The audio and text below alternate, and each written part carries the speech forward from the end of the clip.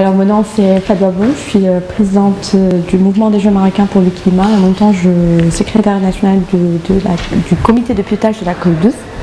Alors pourquoi je suis là? Parce que la simulation fait partie des actions de mobilisation de la jeunesse autour de la COP12 et le volet étudiantin occupe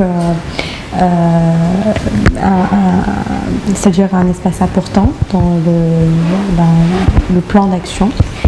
Surtout que c'est la relève de demain, ce sont les décideurs, il y en a d'entre eux qui vont être les acteurs nationaux et internationaux de demain. Donc l'idée c'est de venir en support à ces jeunes-là, de créer des synergies, bien sûr, tout ça c'est dans la même vision qui est réussir la 12e édition de la COP12. Normalement, la COI, comme son nom l'explique, c'est une conférence. Donc, c'est une conférence de jeunes. Et il y a plusieurs intervenants, et à l'échelle nationale et à l'échelle internationale, parce que c'est une initiative de YONGO, qui est Youth Non-Governmental Organizations, accréditée par le secrétariat de la Convention cadre des Nations Unies sur le changement climatique, et qui regroupe les réseaux des jeunes et les ONG aussi un peu partout dans le monde qui œuvrent à la question changement climatique et environnement. Alors comment on mobilise la jeunesse? Justement c'est à différents niveaux. On a le niveau universitaire, on a même le niveau quartier, on a un niveau société civile et on a tout un plan d'action qui s'étale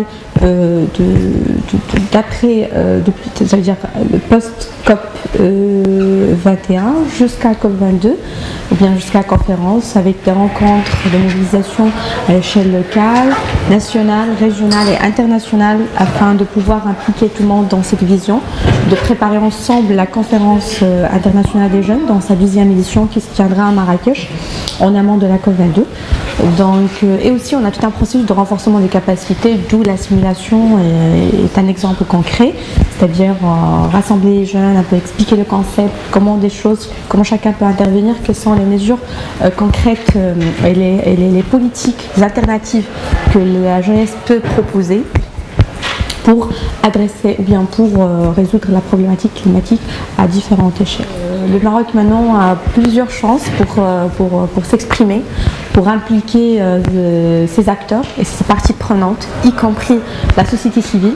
Donc et aussi ce sont les jeunes Marocains cette année qui portent cette conférence qui a une dimension internationale.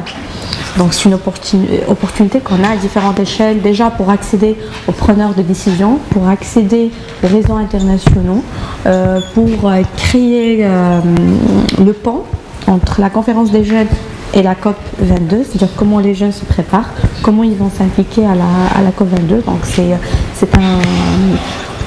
un environnement propice pour impliquer la jeunesse, parce que maintenant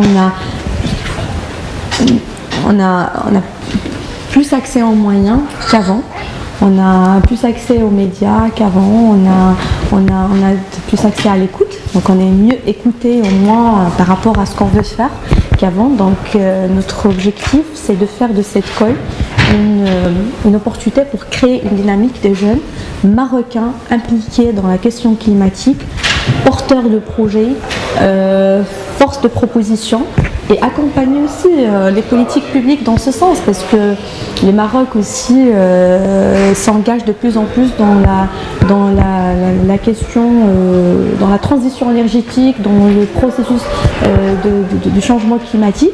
Donc à travers plusieurs projets, il y a un plan ANDC qui est ambitieux, il y a le Global Green Fund dont le Maroc va bénéficier comme d'autres pays à partir de 2020, donc il y a plusieurs choses. Alors nous on essaie quand même de trouver la place de la jeunesse qui est la relève de demain.